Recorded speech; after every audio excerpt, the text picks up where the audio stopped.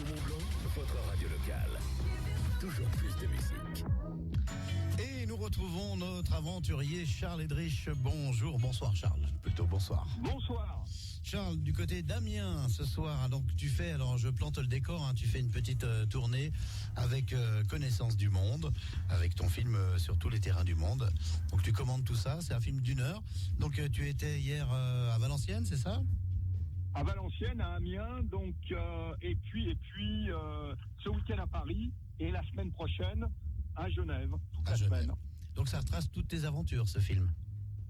Alors c'est un film qui reprend donc aussi bien l'Everest, les pôles, les déserts, le Vendée Globe, les mers du Sud et toutes mes expéditions depuis maintenant quelques années. Bah oui.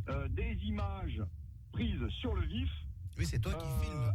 Avec des commentaires d'archives, on peut dire, ouais. Et je commente en même temps avec le public les images en même temps que le film se déroule. Je le présente en amont et après je réponds à toutes les questions qui viennent du public. Donc en général, la séance dure grosso modo entre 2 heures et 2 heures et demie. Alors comment réagit le public ? Est-ce qu'ils sont jeunes ? Quelle est la moyenne d'âge du public qui vont voir un aventurier ?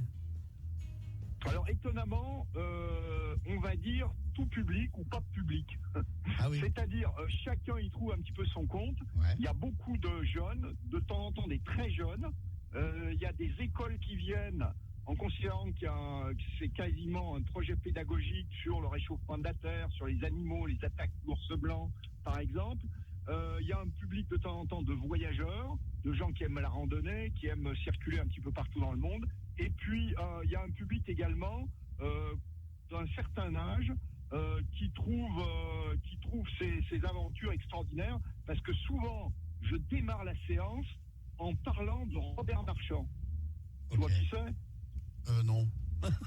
Robert Marchand, Tu m'as bien eu. Il vient de réaliser un exploit. Ah oui. Il vient de battre le record de l'heure dans la catégorie des plus de 105 ans. Oui, le papy en vélo. Le papy en vélo, d'accord, Robert Marchand. Ah oui, d'accord. Voilà. Si tu démarres avec lui. Parce que je mets en avant le fait que quand on aime l'aventure, les exploits, c'est magnifique de réaliser une première en record de vitesse, mais c'est tout aussi beau de faire quelque chose au maximum de ses possibilités en fonction de son âge, de ses prédispositions, du temps qu'on consacre à l'entraînement, par exemple. Bon, alors maintenant, ma question, Charles, elle est très simple. Quelle sera ta prochaine aventure ? Alors tout à l'heure, en blaguant, j'ai dit, tu vas aller dans l'ISS, mais il y a déjà un Français, donc il n'y a pas de place. Alors, tu vas où prochainement ? Dis-nous. Alors, je retourne ta question. Quel est le désert où on trouve le plus de serpents de toutes sortes, plus mortels les uns que les autres ?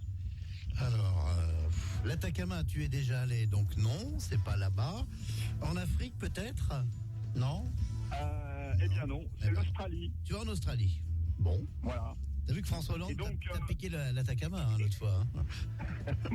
Non, mais c'est vrai. Ouais, exactement. Oui. J'ai failli faire un... Mais bon, il n'était pas en autonomie totale, mais il était dans l'Atacama.